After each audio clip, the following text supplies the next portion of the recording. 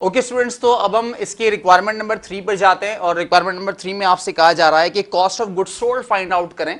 लेकिन FIFO method assume करते हुए आप उसको फाइंड आउट करेंगे। ठीक है। अच्छा, यहाँ पे आपके सामने सिर्फ फीफो मेथड ही होगा आपके बीकॉम में, या अगर बीबीए के स्टूडेंट्स भी मुझे देख रहे हैं तो आपको फीफो मेथड ही आमतौर पे आपसे पूछा जाता है। तो इसलिए अगर ना भी लिखा हो कुछ तो आप फीफो मेथड को ही फॉलो करते हुए cost of goods sold find out करेंगे। डन।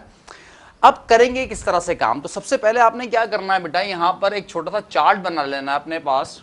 कैसे? बीकॉम पार्ट 1 में भी आप लोगों ने ये किया है। पर्टिकुलर्स और 3 कॉलम्स बना लें अपने पास, यूनिट्स, एट द रेट और अमाउंट। ये 3 कॉलम्स आप बना लेंगे अपने पास।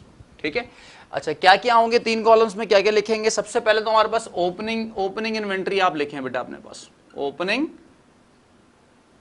इन्वेंट्री। सही, इसको चाहे तो इस तरह से कर लें।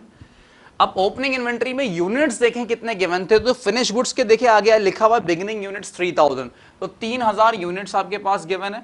और उसकी कॉस्ट बेटा कितनी है? 27,000, यानी 27,000 रुपए कॉस्ट आपको गिवन है। अब इसकी पर यूनिट कॉस्ट आप कैसे फाइंड आउट करेंगे? 27,000 रुपए को बेटा आपने 3000 पे डिवाइड कर देना, तो ये कितना आएगा? 9 रुपीज पर यूनिट, यानी एक यूनिट। पिछले साल जो यूनिट्स आपने बनाए थे उसमें से जो बच गए थे यूनिट्स, देखिए फिनिश गुड्स ओपनिंग इन्वेंट्री इस साल की, इसका मतलब पिछले साल की क्या थी? ये एंडिंग इन्वेंट्री थी। ठीक है।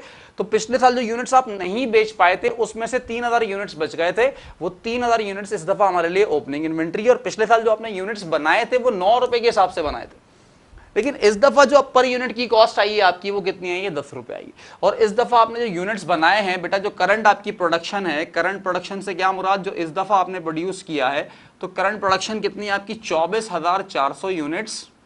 और उसकी जो कॉस्ट आई है 2,44,000 रुपए। और इस तरह से ये पर यूनिट कॉस्ट कितनी आई आपकी? 10 रुपए। ठीक है। अब आप इसका टोटल कर लें तो आपको सब पता चल जाएगा कि भाई टोटल आपके पास कॉस्ट कितनी है और यूनिट्स कितने थे आपके पास बेचने के लिए।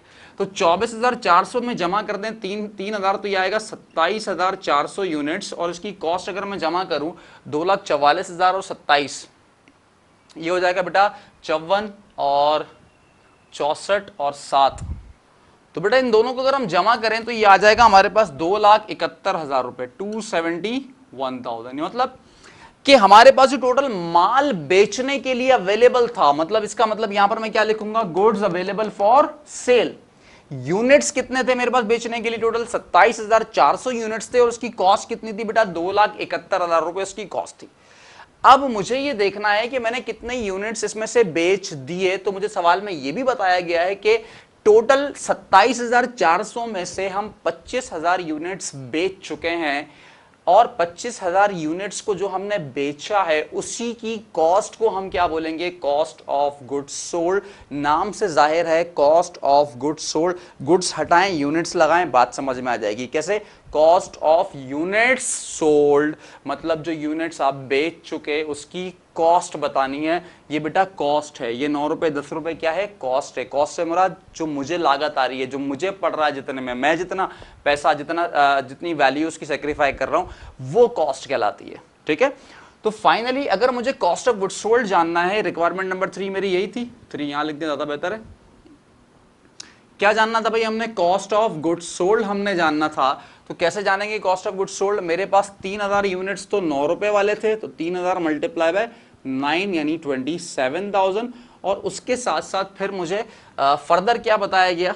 फर्दर जो मैंने यूनिट्स बेचे, देखिए 3,000 क्यों लिए मैंने? यहाँ पे फीफो मेथड कहा गया है मुझे। फीफो मेथड के अकॉर्डिंगली जो पहले मेरे पास अवेलेबल थे मैं उसको पहले बेचूंगा, ऐसा ही है। तो कॉस्ट ऑफ गुड्स सोल्ड में हम यही तो जान रहे हैं कि जो बेच दी है उसकी कॉस्ट। तो पहले मैं वो यूनिट्स लिखूंगा जो पहले बेचे हैं मैंने। तो पहले कौन से बेचे हैं? 3,000, वो लिख दिया आपने। टोटल कितने बेचे हैं आपने? 25,000 यूनिट्स बेचे हैं। अब 25,000 में से 3,000 यूनिट्स तो आपने ओपनिंग वाले बेच दिए, इसका मतलब बाकी के जो 22,000 यूनिट्स हैं वो करंट प्रोडक्शन में से बेचे हैं आपने, ऐसा ही है। तो 22,000 यूनिट्स के लिए क्या लिखूंगा मैं? 22,000 मल्टीप्लाई बाय 10, तो ये हो जाएगा 2,20,000 रुपए। जब दोनों को जमा करूंगा तो ये आ जाएगा 247,000। और इसी को मैं क्या बोलूंगा? Cost of goods sold. सही।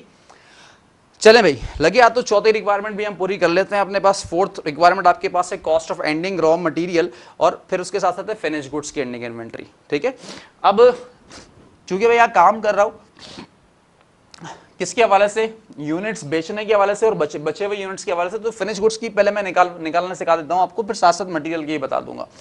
फिनिश गुड्स की जो एंडिंग इन्वेंट्री है, अब जरा गौर करें, इसी पर देखें, इसी चार्ट को जरा गौर से देखें आप, तो आपके पास ओपनिंग में 3000 थे, वो आपने बेच दिए, इसमें से आपने 22,000 यूनिट्स बेच दिए, तो बचे कितने, बचे हुए यूनिट्स हम कैसे जानेंगे, सीधी सी बात ये कि जो टोटल यूनिट्स हैं उसमें से बेचे हुए यूनिट्स आप हटा दें, यानी 27,400 में से मैंने कितने यूनिट्स बेच दिए हैं, 25,000, तो बचे कितने, 2400 यूनिट्स। अब सवाल ये उठता है कि सर ये 2400 यूनिट्स किस में से बचे हैं, ओपनिंग में से बचे हैं या करंट प्रोडक्शन में से बचे हैं, तो जवाब इसका क्या है, करंट प्रोडक्शन में से बचे हैं। क्यों करंट प्रोडक्शन में से बचे हैं, क्योंकि हम फीफो मेथड को फॉलो कर रहे हैं, सही। तो 2400 यूनिट्स जो बचे हुए हैं उसकी कॉस्ट कितनी थी, 10 रुपए, तो मैं यहां पर फिनिश गुड्स की एंडिंग इन्वेंट्री भी आसानी फाइंड आउट कर सकता हूं, यानी फिनिश गुड्स एंडिंग इन्वेंट्री जो मैं निकालूंगा वो कैसे निकालूंगा, 2400 यूनिट्स मल्टीप्लाई बाय 10 यानी 24,000, ये फिनिश गुड्स की एंडिंग इन्वेंट्री आ जाएगी मेरे पास। डन। अब आ जाए रॉ मटेरियल की एंडिंग इन्वेंट्री हमने निकाली थी, कितनी निकाली थी, 8,000 निकली थी। कैसे निकाली थी, अगर मैं रॉ मटेरियल की एंडिंग इन्वेंट्री की बात करूं, यहां पर बात कर लेते हैं रॉ मटेरियल एंडिंग इन्वेंट्री, तो रॉ मटेरियल की एंडिंग इन्वेंट्री कैसे आएगी बेटा, हम लिखेंगे raw material available for sale, वही बात जो मैंने आपको पहले समझाई थी, available for use, sorry available for use कितना था हमारे पास, 98,000, ऐसा ही है, माइनस कर देंगे रॉ मटेरियल कंज्यूम्ड, मतलब जितना हम यूज कर चुके थे वो कितना कर चुके थे, 90,000, ये दोनों ही इंफॉर्मेशन ये हमने निकाल लिया था, ये सवाल में हमें गिवन था, ठीक है। माइनस कर दूंगा तो मेरे पास आ जाएगी रॉ मटेरियल की एंडिंग इन्वेंट्री, तो वो आएगी कितनी, 8,000। अब इसमें जो क्लोजिंग एंट्रीज के हवाले से जिक्र था वो मैंने आपको नहीं करवाया अभी, वो आगे पहले उसके कॉन्सेप्ट को समझेंगे, फिर मैं आपको क्लोजिंग एंट्रीज के हवाले से बता दूंगा। बहुत आसान है, मुश्किल नहीं है, लेकिन मैं उसको अलग से समझाना चाहता हूँ। अब यहाँ पर हमने चारों रिक्वायरमेंट हमने पूरी कर ली, मजीद बेटा इसके हवाले से कुछ क्वेश्चंस और भी हमने करने हैं, उस पर बात करते हैं आइंदा आने वाली वीडियोस में। तो मिलते हैं बेटा आपसे अगली वीडियो में, तब तक के लिए अल्लाह हाफिज़।